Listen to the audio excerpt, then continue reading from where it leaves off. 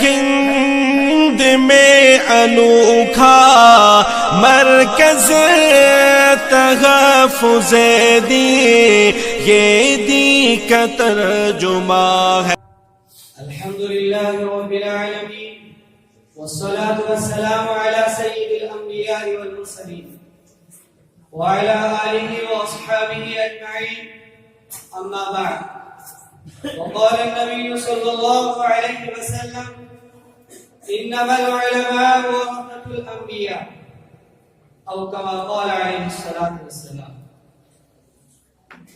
قابل احترام اساتذہ، مہمان اعزام اور حاضرین اجلاس، مختلف تہذیبوں کا گہوارہ ہمارا یہ ہندوستان جنت نما ہے۔ اس کی گود میں گنگا جمنا کی روانی ہے، کوسی اور ستلج کی جوانی ہے، لال قلعہ اور جامع مسجد کی مضبوطی و پاکیزگی ہے، تاج محل کی خوبصورتی ہے۔ اسی دھرتی ہے جہاں بڑے بڑے پاپوں کو جنم دیا ہے، وہیں ہزاروں تاریخ ساز علماء اور صلحاء کی پرورش کو پرداخت بھی کی ہے۔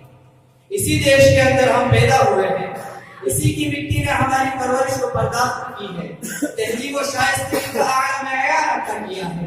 ہم کو اس ملک کے ذرے ذرے سے پیار ہے، اس کی مٹی اور سبزے سے پیار ہے، اس کے اونچے اونچے پہاڑ اور صحراؤں سے پیار ہے، اس کی جھیلوں اور آبشاروں سے پیار ہے، اس کے محلات اور اختراعات سے پیار ہے۔ اسی لیے اس کی عصمت و عفت کی حفاظت کو ہم اپنی ذمہ داری سمجھتے ہیں، کیونکہ جس مذہب کے ہم ماننے والے ہیں، جن قوانین کے ہم پیرو ہیں، اس نے ہمیں بے وفائی نہیں بلکہ وفاداری کا سبق دیا ہے۔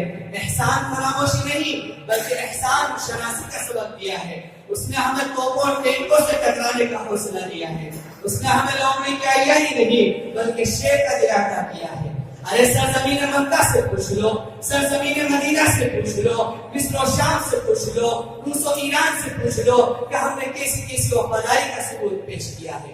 جب ہم مکہ میں تھے تو مکہ والوں کے ساتھ وفاداری کی، جب مدینہ میں تھے تو مدینہ والوں کے ساتھ وفاداری کی، جب روس و ایران میں تھے تو روس و ایران والوں کے ساتھ وفاداری کی، جب اندلس و اسپین میں تھے تو اندلس و اسپین والوں کے ساتھ وفاداری کی، اور جب ہم اپنا قابلین کی شکل میں اسی ہندوستان اور بھارت میں تھے تو ہم نے ایسی وفاداری کا ثبوت پیش کیا ہے کہ دنیا حیران و شگفتہ ہے۔ اسی لیے اس کے عصمت و عفت کی حفاظت کو ہم اپنی ذمہ داری سمجھتے ہیں۔ اس کی عصمت و عفت کی حفاظت کو ہم اپنی ذمہ داری سمجھتے ہیں، کیونکہ جس مذہب کے ہم ماننے والے ہیں، جن قوانین کے ہم پیرو ہیں، اس نے ہمیں بے وفائی نہیں بلکہ وفاداری کا سبق دیا ہے۔ اسی ہندوستان کے خاطر ہم نے توپوں اور ٹینکوں کا سامنا کیا، اسی ہندوستان کے عصمت و عفت کی حفاظت کے خاطر توپوں اور ٹینکوں کا سامنا کیا، جیلوں کی مشقتوں کو برداشت کیا، نظر آتش کر دیے گئے۔ اے سرزمین ہند سن اور غور سے سن، میں اپنی وفاداری کی گزار سنانے جا رہا ہوں۔ آج کی بدحال دنیا کے بھی دن پھر جائیں گے، آج کی بدحال دنیا کے بھی دن پھر جائیں گے، اے مورخ ہم اگر تاریخ دہرانے اٹھے۔ جب ہندوستان کی سرزمین پر انگریزوں کے ناپاک سایہ پڑا اور وہ اپنی شادیانہ وغیرہ چالوں سے یہاں کے مالی پر بیٹھے، جب ہندوستان کو غلام بنایا جانے لگا، جب ہندوستانیوں کا خون ان کے پسینوں سے بھی زیادہ عرصہ ہونے لگا، تو ایسے نازک دور میں سب سے پہلے جس نے عالم بغاوت کو بلند کیا وہ محدث کبیر نازش وطن شاہ عبدالعزیز بن ولی اللہ محدث دہلوی تھے۔ شاہ عبدالعزیز کا فتویٰ کیا تھا؟ وہ ایک برق تپا تھا جو دشمنوں کے نخل تمنا پر گر پڑی۔ یہ حقیقت ہے کہ اگر ہندوستان کی جنگ آزادی میں علماء اکرام حصہ نہ لیتے تو یہ ہندوستان کبھی آزاد نہ ہوتا۔ چنانچہ 1857 کی جنگ آزادی میں دو محال بنائے گئے، ایک محال امبالہ پر جس کی قیادت مولانا جعفر تھانیسوی کے پاس تھی، دوسرا محال شاملی پر جس کی قیادت حاجی امداد اللہ مہاجر مکی کے پاس تھی۔ اس 1857 کی جنگ آزادی میں بڑے بڑے علماء اور صلحاء شہید ہوئے۔ اسی جنگ میں مولانا نانوتوی زخمی ہوئے، اسی جنگ میں مولانا نانوتوی زخمی ہوئے، اسی جنگ میں حافظ نامک شہید ہوئے۔ اس 1857 کی جنگ آزادی میں 2 لاکھ مسلمان شہید ہوئے، جن میں 51,000 علماء اکرام تھے۔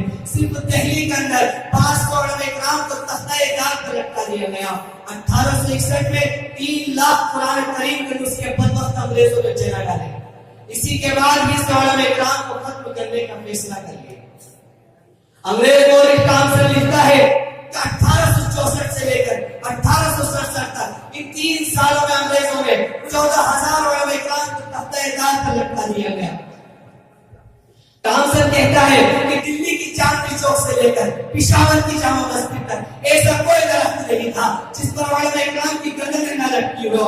थॉमसन कहता है कि उलमा के जिस्मों को तांबे से डाला गया। थॉमसन कहता है कि उलमा को सुअरों की खालों में भर करके तंदूरों में डाला गया। थॉमसन कहता है कि उलमा के जिस्मों को तांबे से डाला गया। थॉमसन कहता है कि सुअरों की खालों में भर करके तंदूरों में डाला गया। थॉमसन कहता है कि उलमा को हाथियों पर खड़ा करके दरख्तों से बांधकर हाथियों को नीचे से जला दिया गया। थॉमसन कहता है कि लाहौर की जामा मस्जिद जिसके सहन में अंग्रेज ने फांसी का फंदा बजाया था, एक दिन में 80 उलमा इकराम को फांसी दी जाती थी।